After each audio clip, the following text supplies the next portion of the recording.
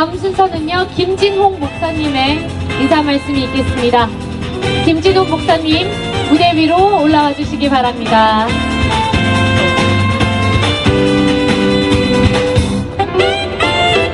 네, 여러분 다시 한번 박수 부탁드리겠습니다. 오늘 10월 24일이 유엔의 날입니다. 70년 전 우리 6.25 전쟁에 유엔군의 참전이 없었더라면은 아마 우리는 지금 김정은 장군님 이러고 살 것입니다. 정말로 유엔이 얼마나 우리한테 고마운 유엔인지 이 날을 기리면서 되새겨야겠습니다.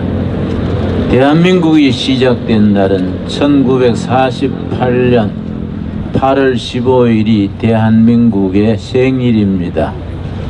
그때 신생 독립국가가 시작되면 유엔에 가서 인준을 받게 됩니다. 그해 유엔은 파리에서 열렸습니다.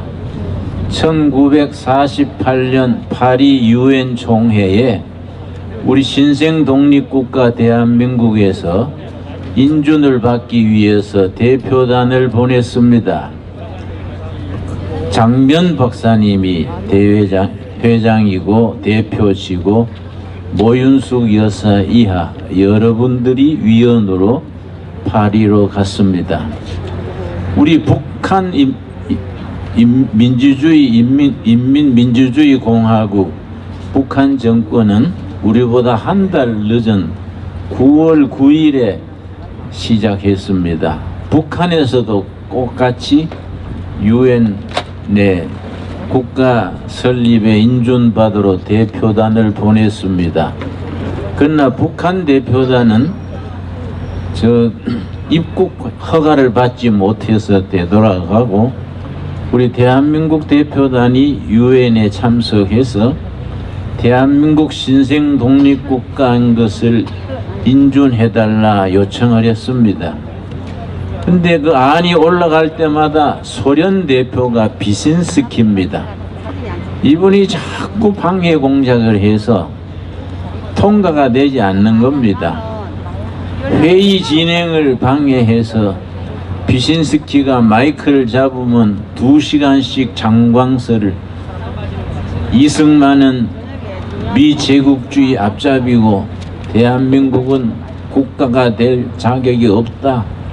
뭐 이런 장광설을 2시간 떠들고 나면 그 다음에 마이크를 동독 대표한테 돌리고 동독 대표가 또 1시간 떠들고 나면 또 폴란드 대표를 또 마이크 돌리고 이래서 대한민국 인준이 마지막 날, 내일이 마지막 날이라면은 오늘까지 통과가 되지 못했습니다.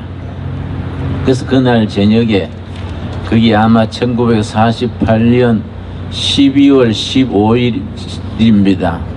장면 박사가 14일 날 저녁에 대표단 앞에서 내일 우리가 통과되지 못하면 대한민국이 유엔의 인준을 받지 못한다. 오늘 저녁에 시내 가서 교회에 가서 철야 기도하면서 우리가 기도하자. 그래서 장면 박사, 모윤숙 여사 등 크리스찬들이 가서 밤새 철야 기도를 했습니다. 그 다음날 마지막 날 대한민국 인준 동의가 올라갔을 때 역시 비슨스키가 올라가서 2시간 방해 연설을 하려고 마이크를 잡았는데 한 10분쯤 얘기하고 난 뒤에 갑자기 목 결절이 생겨서 캑캑거리고 숨 가빠지고 연설을 못하게 됐습니다. 막 차에 실려서 병원으로 응급실로 갔는데 그 다음 연설할 사람이 폴란드 대표인데 비슨스키가 2시간 할 줄 알고 밖에서 커피 마시고 놀고 있었습니다. 그런데 10분 만에 목결절로 병원에 실려간 걸 모르고 밖에서 있는 동안에 우리 유엔 사회자가 더 발언 없습니까? 발언이 없으니까 다음 발언할 사람이 밖에서 커피 마시고 있었으니까 그럼 포결하겠습니다. 그래서 47대 찬성 47 반대 8로 대한민국이 인준받았습니다. 이게 참 여러분, 대한민국은 특이한 나라입니다. 결정적인 때마다 꼭 하나님이 간섭하셔서 고비를 넘깁니다.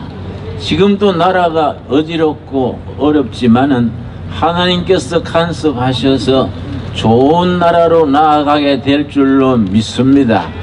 그런데 유엔에 인준받은 것이 왜 중요하냐 하면은 딱 1년 6개월 뒤에 1950년 북한군이 12만 군을 남한을 침공을 했습니다. 그때 우리는 준비가 돼 있지 못했습니다. 북한의 소련제 탱크에 저 만주 팔로군 출신 5만 명 전쟁에 익숙한 사람들, 북한 또 인민군 12만 명을 당해낼 재주가 없었습니다.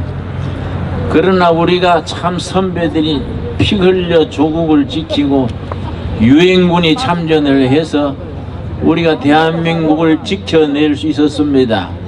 그런데 중요한 것은 유엔군이 파견하는 그걸 결의를 해야 됩니다. 유엔 안전보장이사회의 상임이사국이 5나라입니다. 그 5나라 중에 한 나라도 반대하면 유엔군을 파송하지 못합니다. 미국, 영국, 중국, 러시아, 프랑스 이런 5나라 중에 한 나라도 반대하면 유엔군이 갈 수 없습니다. 그런데도 회의를 열었는데 이상하게 소련 대표가 참석을 하지 않았습니다. 그래서 나머지 4나라가 그냥 통과시켜서 70년 전에 유엔군이 올 수 있었습니다. 지금 또 역사학에서는 그때 소련 대표가 왜 빠졌을까? 어떤 사람은 설사가 났다 그러고 어떤 사람들은 비행기가 연착했다 그러고 여러 가지 말이 많습니다. 그럼 나는 믿습니다. 하나님이 그렇게 하셨다고 믿습니다. 대한민국을 건지기 위해서 하나님께서 소련 대표의 발을 묶어 놓으신 거다. 나는 그렇게 믿습니다. 여러분, 유엔군이 16나라가 군대를 보내고 나머지 또 여러 나라들이 의료품, 식량 여러 가지를 지원했습니다. 대한민국의 이 번영하는 자유민주주의, 시장경제, 열린 체제는 대한민국의 피 끓는 애국 우리 국민들과 유엔군, 미군의 합작품입니다. 하나님이 보호하사 이 나라가 유엔의 발전과 더불어 이제 다가오는 통일한국 시대에 세계의 위대한 대한민국으로 번영을 이루어 갈 줄로 믿습니다. 여러분, 미국의 포린 팔리시 외교 정책이라는 전문 잡지가 있습니다. 2010년에 지금부터 10년 전 그 첫 호에 무슨 특집 기사가 났느냐 하면은 2040년경 세계를 이끌어 나갈 4나라를 선정해서 소개를 했습니다. 각 나라의 머리 글자를 따서 거스라고 표현합니다. 거스는 G는 저머니 독일입니다. U는 USA 미국입니다. T는 터키입니다. 4번째 S는 사우스 코리아 대한민국입니다. 여러분, 외교 전문 잡지가 2040년경에 대한민국이 자유 통일을 이루어 가지고 세계를 이끌어가는 4나라 중에 한 나라가 된다고 그렇게 발표를 했습니다. 거기에 대해서 여러 군데에서 논란이 오고 한국이 어떻게 그렇게 되냐 항의도 오고 질문도 오고 하니까 그 다음 호에 파리시란 잡지에서 한국이 2040년경에 대한민국이 세계를 이끄는 4나라 중에 한 나라가 될 수 있는 이유를 5가지를 자세하게 소개했습니다. 여러분, 그 5가지가 중요합니다. 첫 번째가 뭐냐면 대한민국 국민들의 국민성을 꼽았습니다. 영어로는 내셔널 캐릭터. 대한민국 국민성이 그렇게 통일한국 시대에 세계 4대 강국에 올라가게 한다. 국민성의 어떤 점이냐? 2가지를 지적했습니다. 근면한 것과 열정 있는 국민. 대한민국은 국민들은 부지런하고 열정이 있어서 먼 일이 신바람 나면 죽게 하면 까무러치기로 일합니다. 그런 정신이 대한민국을 그렇게 만든다. 첫 번째입니다. 2번째는 대한민국 국민들의 교육열입니다. 교육열이 그런 나라를 이끌어 나간다. 우리나라는 지혜와 자원이 없는 무자원 국가입니다. 대한민국의 자원은 유일한 자원은 사람입니다. 사람을 바로 교육시켜서 바로 가르치고 바로 배우고 인재로 나라 사랑 하나님 사랑하는 시민들로 만들어서 세계 4대 선진국으로 올라가는 발판이 교육에서 나옵니다. 요즘은 이상한 사람들이 뭐 정교조인가 무슨 교조인가 해서 우리 교실을 아주 횡포를 부립니다. 때가 되면 다 물러나게 될 줄로 믿습니다. 물러나게 밀어내야 됩니다. 세 번째를 뭘 들었냐 하면은 대한민국의 기술 테크나라지입니다. 하이테크 나라지. 반도체 기술, 조선 자동차, 가전제품, 또 한 가지 우리나라 기술이 전 세계 최고의 기술이 있습니다. 원자력 기술입니다. 한국의 원자력 기술은요, 전 세계 으뜸입니다. 여러분, 북한이 핵무기를 만들어서 휘두르지만은 원자력 발전소 만드는 기술은 원자탄 만드는 기술보다 훨씬 더 높은 기술이기 때문에 저 서울대학교 원자력과 교수가 말했습니다. 정부에서 1조하고 1년 시간만 주면 원자탄 10개라도 만들 수 있다 그랬습니다. 우리가 원자탄을 못 만들어서가 아닙니다. 우리는 원자력을 평화에 이용해서 원자력 발전소 원자력 이용 기술이 전 세계에 인정받는 최고의 기술입니다.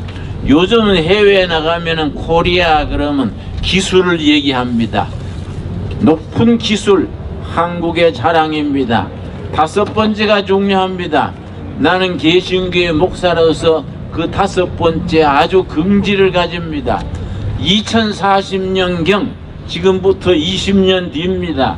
2040년경에 대한민국이 세계 4대 강국에 올라갈 수 있는 이유 5가지 중에 5번째가 뭐이냐?